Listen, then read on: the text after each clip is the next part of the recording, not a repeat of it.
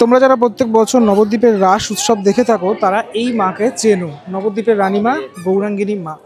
আজ রাসের ঠিক পরের দিন, আর আজ এখানে আড়ং যে প্রক্রিয়া সেটা হবে, সম্পন্ন হবে। আর কিছুক্ষণের মধ্যেই এই গৌরাঙ্গিনী মা নবদ্বীপের রাজপথে বের হবেন। এখানে লেখা রয়েছে বেলা 1টায় মানুষের কাঁধে এই মা বের হয়ে থাকেন।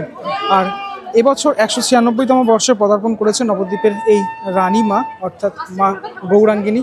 তার যে শোভাযাত্রা বা প্রসেশন সেটা দেখার জন্য প্রচুর মানুষ দূর দূরান্ত থেকে ভিড় করে থাকেন। একদম বিদায় বেলায় রানীমার এই যে জায়গাটা কেমনটা লাগছে একটুখানি দেখানোর চেষ্টা করছি। এখানে সাঙের বাঁশ অলরেডি বাঁধা হয়ে গেছে। 108টি বেহারার মাধ্যমে এই যে নবদ্বীপের রানীমা তিনি কিন্তু নবদ্বীপের রাজপথে নামেন, এবং সেই প্রক্রিয়া দেখার জন্য অগণিত মানুষ তারা ভিড় করে থাকেন।